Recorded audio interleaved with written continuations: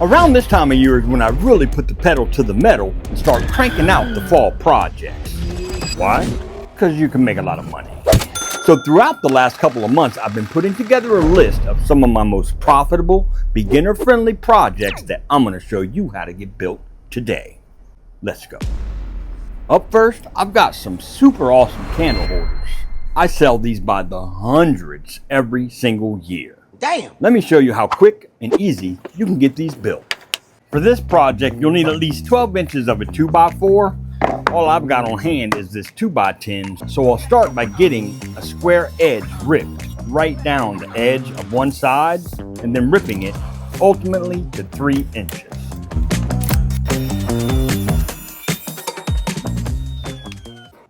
Once you get that cut, go ahead and get 2 pieces cut to 6 inches. If you got a flat enough 2x4, you should be pretty good to go ahead and do your next steps. Once you make that cut, bring them back over here and add a dab of glue, add a dab of glue, add a dab of glue, add a dab of glue, add a dab of glue, add a dab of glue.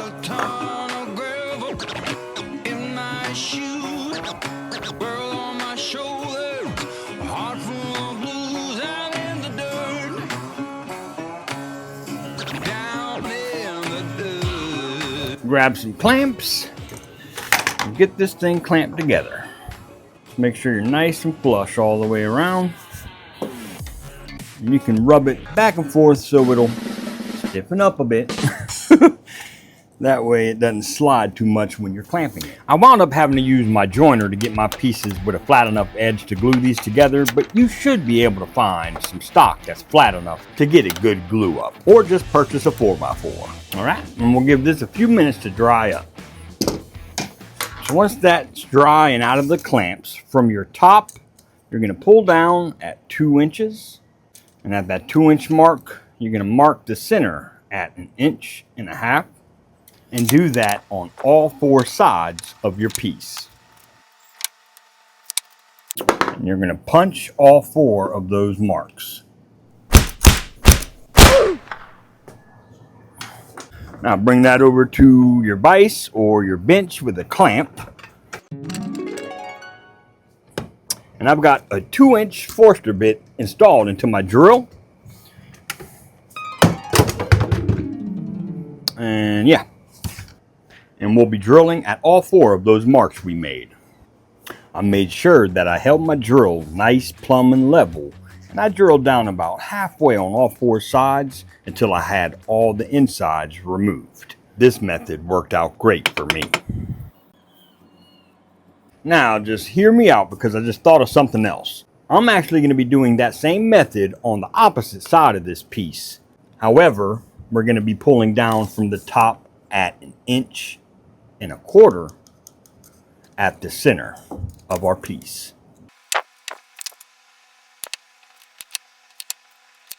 And I'll be using that same 2-inch drill bit.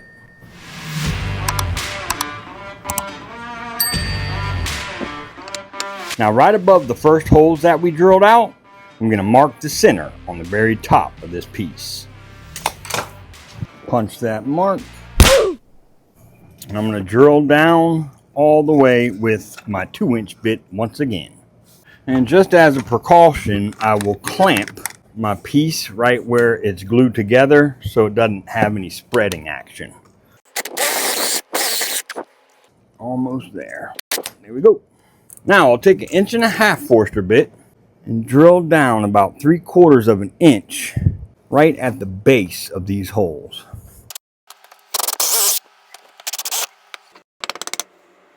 Now I'll take my little cylinder sander pad, and they sell these at Lowe's, and I'll just get everything cleaned up on the inside.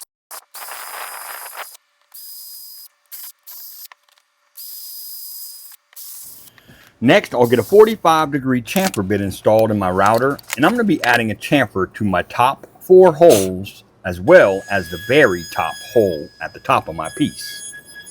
Drop me a comment in the comment section and let me know where you're watching from today. And while you're down there, make sure that you hit that thumbs up button and subscribe. Now from the very bottom of my piece, I'll pull up to 1.25 inches. Take this to the miter box and I'm going to get this bottom section cut off. And all this will make sense in just a second. I'll hold on to this cutoff and I'll get everything hit with some 220 grit sandpaper for the final sand. And I'll be applying a couple of coats of this mocha stain. And sometimes when things are just hard to get to, you gotta improvise, right? I'll dump my piece in my tub of mocha and I'll hit it with a couple of coats, and in between coats I'll just wipe down the excess stain. And while we're at it, we're gonna go ahead and add some finish to this little piece, and I'll show you what we'll do with this thing. Yep, that's me after a night of tacos.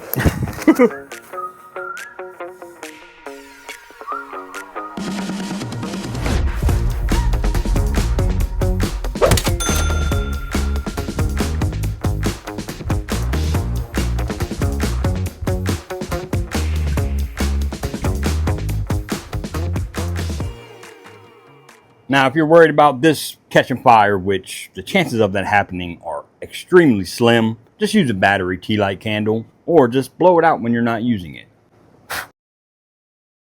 Now, what could we possibly use this for? Well, if you go on Amazon, you can purchase the incense oil trays, and you can turn this into an incense burner or a wax burner. That way, none of your wood goes to waste. Up next is another best-selling candle holder from my shop. You want to get a piece of 2x4 that's at least 12.5 inches in length. And we'll start by getting both of these round over edges squared up.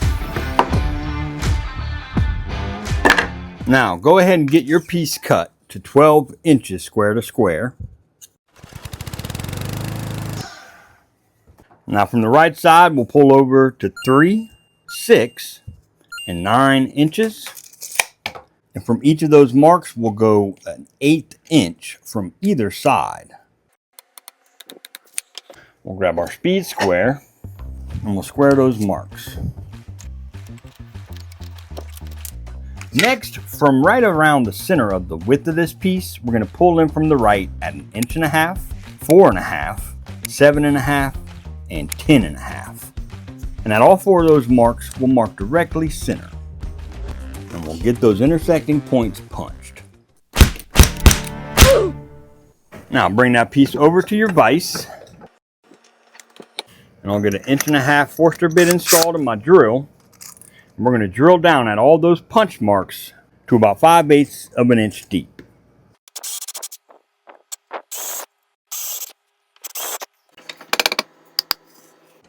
Now here's where the fun begins. On your piece, you want to mark the center on the very edge. And we're going to line up that center mark with the apex of our table saw blade. Once you get that lined up, just mark each edge of your 2x4 on your table saw deck. Lower your blade all the way, grab that big 12 and square those marks over on your table saw deck. Get yourself some double side stick tape and a couple of 1-bys with a straight edge. And what we're going to be doing is double side stick taping our 1-bys to our table saw deck. You don't need a lot of this double-sided stick tape because this stuff will stick to your bench like you wouldn't believe.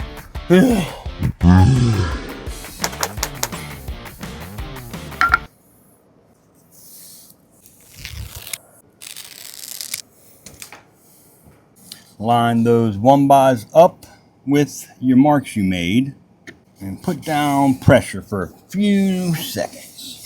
What would you know about pressure?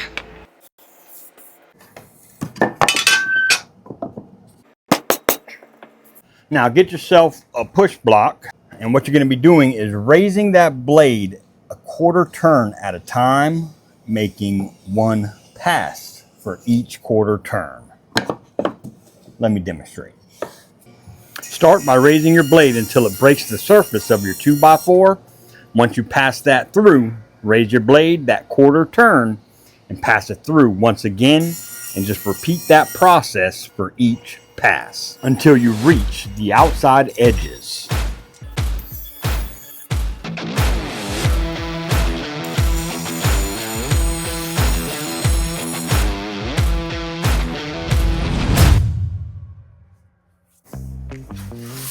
I don't know about y'all, but it is hot as Hades inside my shop.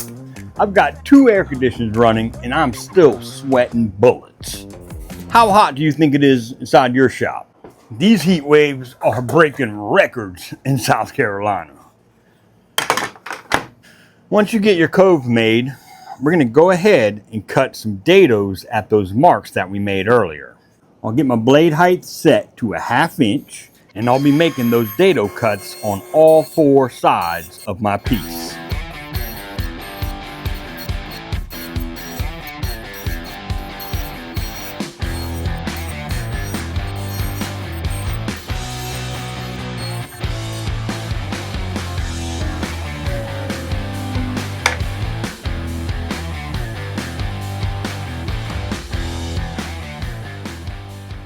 I've got some 1/4 inch thick 1 inch strips that I'm going to be cutting to 1.5 inches. We'll add a dab of glue, and I'll get those pieces glued to the bottom of our piece right up against those first dados that we made.